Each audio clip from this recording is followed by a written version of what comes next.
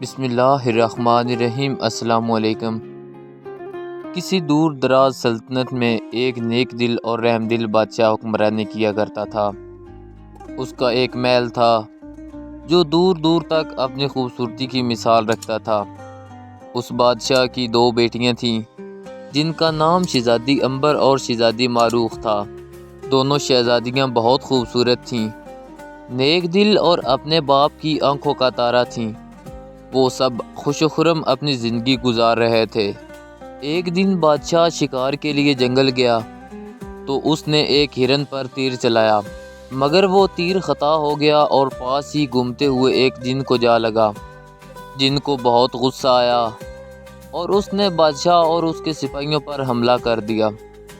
بڑی مشکل سے بادشاہ اور اس کے سپاہی وہاں سے جان بچا کر واپس محل لوٹے تو بادشاہ نے محل کی حفاظت مزید سخت کر دی۔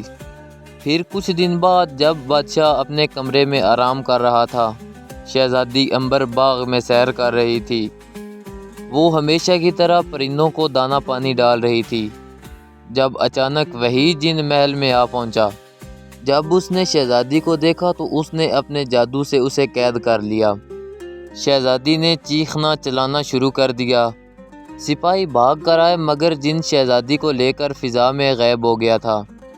محل میں کوہرام مچ گیا۔ بادشاہ نے اعلان کیا کہ جو بھی شہزادی کو جن سے آزاد کروائے گا اسے بہت سارا انعام دیا جائے گا۔ بہت سے لوگوں نے کوشش کی مگر کسی کو پتہ نہ چل سکا کہ جن ہے کہاں۔ ایک دن ایک غریب مگر ایماندار اور بہادر لڑکا ندی کے کنارے بیٹھ کر مچھلیاں پکڑ رہا تھا۔ اس کے جال میں ایک مچھلی پھنسی جو اچانک ایک جل پری کے روپ میں بدل گئی۔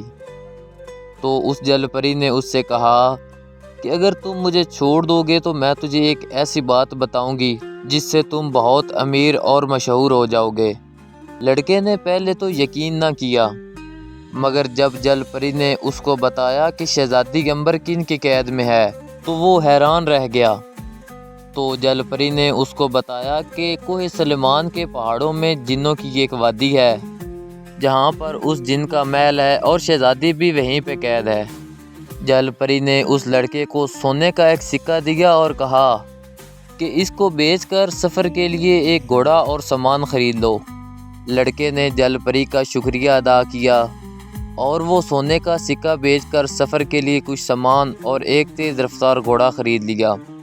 وہ سفر پر روانہ ہو گیا۔ سفر لمبا اور دشوار تھا۔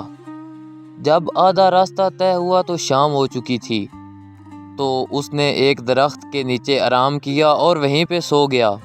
رات کے وقت ایک چمکتی روشنی اس کے قریب آ رکی۔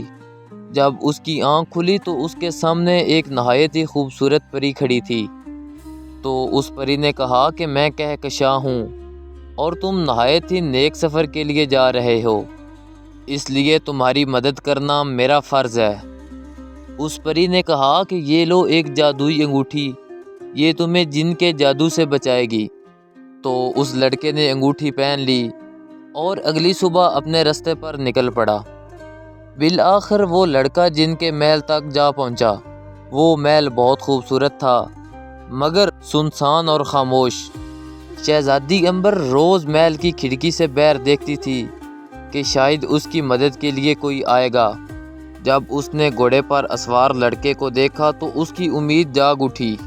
جب لڑکا محل کے قریب آیا تو اس نے شہزادی کو آواز دی اور کہا کہ میں تجھے آزاد کروانے کے لیے آیا ہوں۔ تو لڑکی بہت خوش ہوئی اور بتایا کہ جن ابھی محل سے باہر ہے۔ اتنے میں جن واپس آ گیا اور کہکے لگاتے ہوئے بولا کہ تم جیسے کمزور انسان میری شہزادی کو چھڑوانے کے لیے آئے ہو، میں تجھے کھا جاؤں گا۔ لڑکا پیچھے نہیں ہٹا، اس نے تلوار نکالی اور کہا کہ اگر شہزادی کو رہا نہ کیا تو میں تجھے ختم کر دوں گا۔ جن نے آگ برسائی مگر پری کی دی ہوئی انگوٹھی کی وجہ سے لڑکے کو کچھ بھی نہ ہوا۔ پھر دونوں میں سخت لڑائی شروع ہو گئی۔ لڑکے نے جن کا ایک بازو کاٹ دیا اور وہ زخمی ہو گیا، اور پھر لڑکے نے دوسرا بازو بھی کاٹ دیا۔ اب جن کچھ نہ کر سکا۔